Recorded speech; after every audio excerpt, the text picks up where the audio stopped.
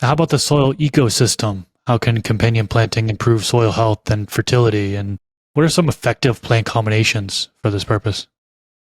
Yeah. So this is like the rabbit hole that you can go down. This is like one of my favorite parts about this. So we're preventing soil erosion. We're retaining water. Obviously, you're fixing like hydrophobic soil and things like that. We're feeding the rhizosphere through nitrogen fixation, exudates. We're producing a better nutrient cycle, right? So some great ones that we're very used to. Anything in like the legumes, like green beans and fava beans and peas, and then there's like white clover, red clover, alfalfa, all these things. They're they're bringing in atmospheric nitrogen. They're pulling it in from the atmosphere and putting it down into their nodules, which is great. It is wonderful for anything that is a heavy feeder that needs a little extra nitrogen. Um, which you can like there's a lot of like cool stuff you can do with that. You don't have to just do like traditional nitrogen fixing crops like that. You can do like there's shrubs and trees and things like that that you can do like long-term nitrogen fixation. Like one of my favorites, sea buckthorn berries. I love sea buckthorn, one of my favorites. It's a superfood kind of thing, but it's a beautiful bush that can obviously fixate nitrogen. One thing I think that a lot of people are very common, I find very commonly, is comfrey. Comfrey is a dynamic accumulator with a really big taproot. So it drives this really big taproot way down and pulls all kinds of nutrients up, making it a little easier for other shallower root zones to be able to achieve some of those nutrients. But it also makes a really good green mulch because it pulls it into these giant leaves. You chop and drop those around. Of course, now we're laying out this nice green mulch, which is better for soil erosion once again, water retention. But you're feeding the rhizosphere and you're feeding the fungal life, and it can reinvigorate your area pretty quickly. So things like obviously beans and peas and things like that are great. Barley and oats and things that can help with like nitrogen lockout and things like that as well. But then, of course, if you chop them, they make a really good mulch cover. So you're all about like soil is that's where everybody's going, right? So if it's hydrophobic and it's sad and it has really shallow root zones, like you want deep root zones. Like you want to keep that moisture in there. You want to cycle those nutrients. And that's kind of where we start getting into the wormhole, that rabbit hole of exudates, because then we start looking at like basal exudates or your marigolds and other things like that that are not just like putting nitrogen into the soil, but can be dropping like polysaccharides, amino acids.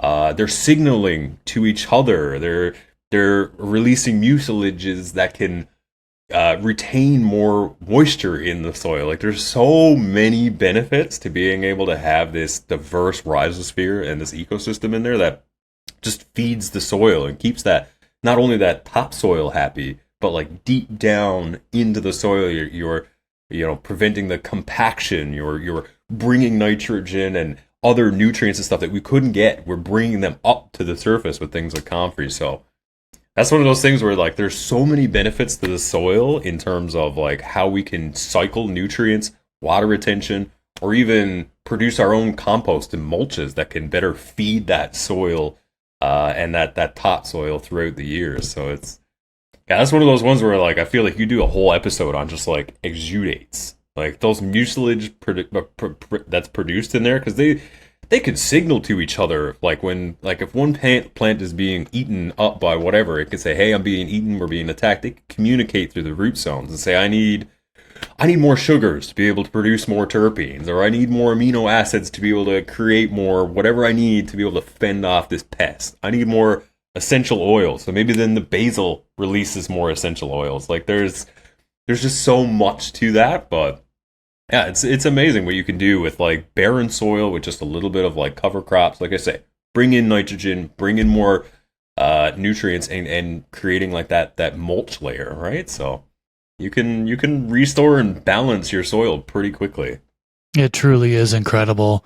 Yeah, you mentioned clover. That's something I use. I use a white Dutch clover nitrogen fixer, right? So it's going to grab the nitrogen from the air, like you mentioned, put it down in the root zone, and correct me if I'm wrong, but it'll hold that in the nodules until the plant is actually killed off. So the plant actually needs to be killed off, and then it's kind of released. I'm not sure if the microbes need to then cycle those nutrients or what, but I'm told that's not really available as if the clover's still alive and it's still growing. The nitrogen actually isn't available till it's killed off. Now, is that true or false? So it does depend on the plant. So there's some clover pull it into the green leaves and it needs to be chopped. It's like kind of like your barley, your oats. Some clovers need to be chopped. Others do pull it down into nodules, but there's a bacteria that reacts with those nodules to release nitrogen, right? There's several types of like nitrogen releasing bacteria. Hence not the expert talk right here, right? Bacteria, nitrogen, roots, happy. From what I've been reading, and I've been doing a lot of stuff on like I get a lot of my info from like ScienceDirect.org and a few other places where you can kind of read the studies on exudates and nitrogen fixation, like things like alfalfa. Alfalfa is probably the top nitrogen fixer, but has to be chopped and dropped. Beans and peas will pull it down into the soil. But they're reacting with bacteria that's in the soil that will actually release nitrogen throughout their life cycle as well, right? Hence why like the Three Sisters work so well, right? Corn really needs that feed, and the beans and peas and things release that nitrogen down in there through that bacterial process, right? So it's one of those things where like you would want to look up like, okay, I'd like to add more nitrogen to the soil. Do I need to do chop and drop all the time, or can I add something that's going to slowly release and feed? But it's beneficial to have it from all aspects. So that's why you'll see in like cover crops, you'll have like lentils, fenugreek, barley, clover, and a few others. Some are good for chopping and dropping and releasing forms of nitrogen. Others are like you say, they're holding it down in those nodules. Some are releasing it through bacteria, and others need to be killed off in the process. But like clover will almost like reseed itself as well, right? So it really good at fixing nitrogen, but then it just dies off, and it'll come back in the spring with new seeds, right? So this clip is brought to you by AC Infinity. Use discount code MrGrow at 15 to save on any of their products.